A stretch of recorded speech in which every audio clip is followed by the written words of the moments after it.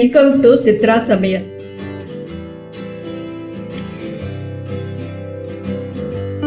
இன்னைக்கு நாம சுவையான இன்ட்ரெஸ்டிங்காக 10 நிமிஷத்தில் மொறுமொறுன்னு ரிப்பன் பக்கோடா செய்ய போகிறோம். பக்கோடா முறுக்கு எல்லாம் மொறுமொறுன்னு இருந்தால் தான் சாப்பிட சுவையாக இருக்கும். வாங்க அதுக்கு தேவையான பொருளை இப்போ பார்க்கலாம்.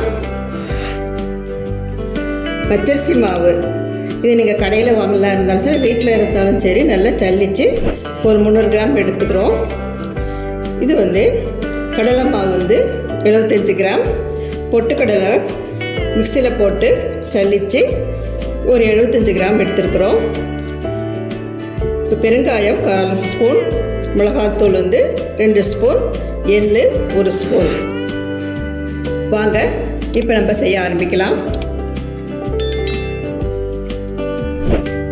இப்போ நம்ம ஒரு பவுல் எடுத்துக்கலாம்.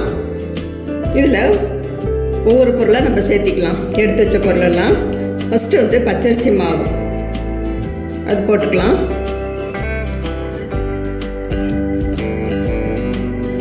அப்புறம் கடலை மாவு,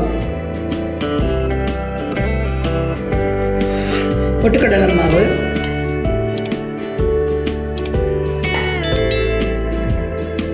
எள், பெருங்காயத்தூள்,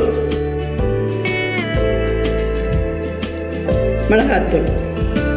உங்களுக்கு காரம் இன்னும் எக்ஸ்ட்ரா வேணும்னா கூட போட்டுக்கலாம். உங்கள் வீட்டில் எப்படி சாப்பிடுவாங்களோ அதுக்கேற்ற மாதிரி போட்டுக்கலாம். நீங்கள் உப்பு நான் 1 ஸ்பூன் போட்டுக்கிறேன், சின்ன ஸ்பூனில். இப்போ நம்ம இதெல்லாம் ஃபஸ்ட்டு கலந்துக்கலாம்.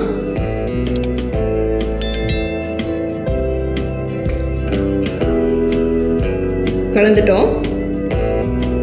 அப்புறம் ஒரு 4 ஸ்பூன் எண்ணெயை கொஞ்சம் கொதிக்க வச்சு இதோட ஊற்றிக்கலாம்.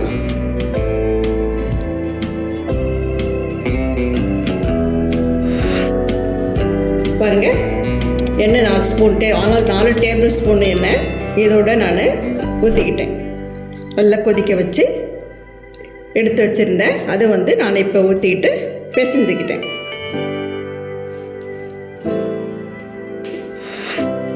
கடலை மாவில் கொஞ்சம் வித்தியாசமாக செய்கிறோம். கடலை மாவு போடுறதுனால இன்னும் டேஸ்ட்டாக இருக்கும். எண்ணெய் காய்ச்சி ஊற்றினா இன்னும் அதுவும் டேஸ்ட்டை கொடுக்கும் நம்மளுக்கு. இப்போ நம்ம கொஞ்சம் கொஞ்சமாக தண்ணி ஊற்றி நல்லா சப்பாத்தி மாவு பிசைறவில்லை அந்த அளவுக்கு கொஞ்சம் இலகன மாதிரி பிசைஞ்சு வச்சுக்கணும். பாருங்கள், கடலை மாவு, பச்சரிசி மாவு, பொட்டுக்கடலை மாவு, எள், பெருங்காயம், உப்பு எல்லாம் சேர்த்து பாருங்கள் இந்த மாதிரி நல்லா பிசைஞ்சிட்டோம். எண்ணெய் எல்லாம் ஊற்றி பாருங்கள், சப்பாத்தி மாவு பிசைறதில்ல அதை விட கொஞ்சம் இலக்கமாக இருக்கணும். அப்போ தான் கொஞ்சம் பிழியறதுக்கு ஈஸியாக இருக்கும். தொட்டு பார்த்து அந்த புளி விழுகணும், அந்த மாதிரி இருக்கணும். இப்போ நம்ம அச்சு தயாரிச்சிக்கலாம். இப்போ நான் இந்த அச்சு தான் எடுத்துருக்கிறேன். பாருங்கள், இந்த மாதிரி இதில் நம்ம நல்ல எண்ணெய் தடவி விட்டுக்கணும். உள்ளார நல்ல எண்ணெய் தடவி விட்டுக்கணும். இந்த சைடு உள்ளார போடுறோம்ல, அங்கேயும் நல்ல எண்ணெய் தடவி விட்டுக்கணும். இப்போ இந்த மாவை இதுக்குள்ளார போட்டு டைரெக்டாக எண்ணெயை வடைச்சட்டியில் ஊற்றி காஞ்ச அப்புறம் பிழிஞ்சு விட வேண்டியது தான். வாங்க அதை செய்ய ஆரம்பிக்கலாம். கேஸ் ஆன் பண்ணிவிட்டு ஒரு அடிகனமான வடைச்சட்டியை நம்ம வச்சுக்கலாம். ரிப்பன் பக்கோடா செய்ய ஆரம்பிக்கலாம். இப்போ தேவையான அளவு எண்ணெய் ஊற்றிக்கலாம். ரீஃபைண்ட் ஆயில் எண்ணெய் எடுத்துக்கிறேன்.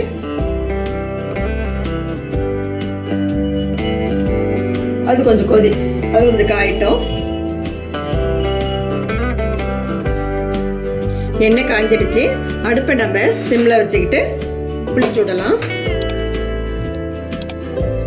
பாருங்க, மாவு குழலில் போட்டுட்டோம். இப்போ இது மூடிட்டு இப்படியே டைரெக்டாக பிழிஞ்சு விடலாம்.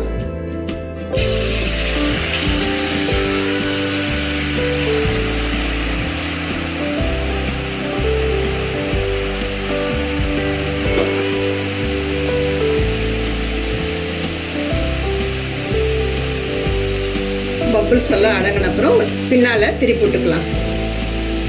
அடுப்பை சிம்மில் வச்சுக்கலாம்.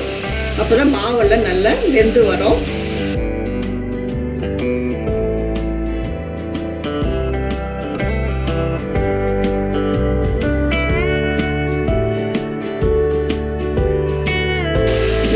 பின்னால் திருப்பி போட்டுக்கலாம்.